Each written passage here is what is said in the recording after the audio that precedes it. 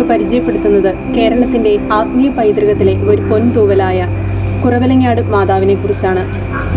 കേരളത്തിലെ ക്രൈസ്തവ സമൂഹത്തിന്, പ്രത്യേകിച്ച് സീറോ മലബാർ കത്തോലിക്കർക്ക് വളരെ പ്രാധാന്യമുള്ള ഒരു തീർത്ഥാടന കേന്ദ്രമാണ് കോട്ടയം ജില്ലയിലെ കുറവിലങ്ങാട് സ്ഥിതി ചെയ്യുന്ന major archiepiscopal Marth Mariam archdeacon തീർത്ഥാടന ദേവാലയം.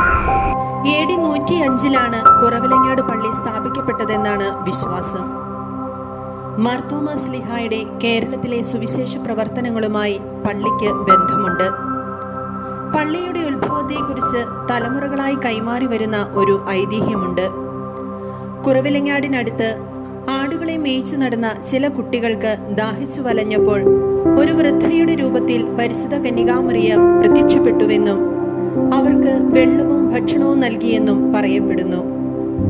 തുടർന്ന് മാതാവ് അവർക്ക് ഒരു ഉറവ കാണിച്ചു കൊടുക്കുകയും ആ സ്ഥലത്ത് ഒരു പള്ളി പണിയാൻ ആവശ്യപ്പെടുകയും ചെയ്തു. മാതാവ് കാണിച്ചു കൊടുത്ത ആ അത്ഭുത ഉറവ ഇന്നും പള്ളി അങ്കണത്തിൽ നിലനിൽക്കുന്നുണ്ട്. ഈ അത്ഭുതപ്പെടലാണ് കുറവിലങ്ങാട് പള്ളിയുടെ സ്ഥാപനത്തിന് വഴിയൊരുക്കിയത് എന്നാണ് വിശ്വാസം.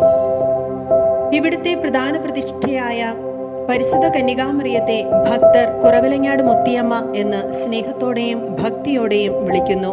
കുറവിലങ്ങാട് പള്ളിയുടെ ഏറ്റവും പ്രധാനപ്പെട്ട ആഘോഷം 3 നോമ്പ് തിരുനാളാണ്. എല്ലാ വർഷവും ജനുവരി മാസത്തിൽ വരുന്ന ഈ തിരുനാൾ ഭക്തിയുടെയും ആഘോഷങ്ങളുടെയും സംഗമവേദിയാകുന്നു. യോനാ പ്രവാചകന്റെയും നിനിവേക്കാരുടെയും മാനസാന്തരത്തെ അനുസ്മരിച്ചുകൊണ്ടാണ് ഈ 3 നോമ്പ് ആചരിക്കുന്നത്. തിരുനാളിനോടനുബന്ധിച്ച് നടക്കുന്ന കപ്പൽ പ്രദക്ഷിണം വളരെ പ്രശസ്തമാണ്. തോമാസ് ശ്ലീഹായുടെ കേരളത്തിലേക്കുള്ള കടൽ വഴിയുടെ വരവിനെയും അദ്ദേഹത്തിന്റെ പ്രേക്ഷിത പ്രവർത്തനങ്ങളെയും അനുസ്മരിക്കുന്ന ഈ കപ്പൽ പ്രദക്ഷിണം വിശ്വാസികൾക്ക് ആത്മീയമായ അനുഭവമാണ് നൽകുന്നത്.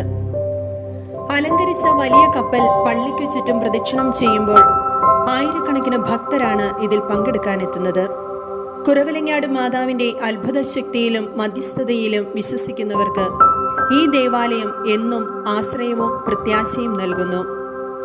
വിശ്വാസത്തിന്റെയും പ്രതീക്ഷയുടെയും മാതൃകയായ പരിശുദ്ധ മറിയത്തിന്റെ മാധ്യസ്ഥ്യം നമുക്ക് അപേക്ഷിക്കാം.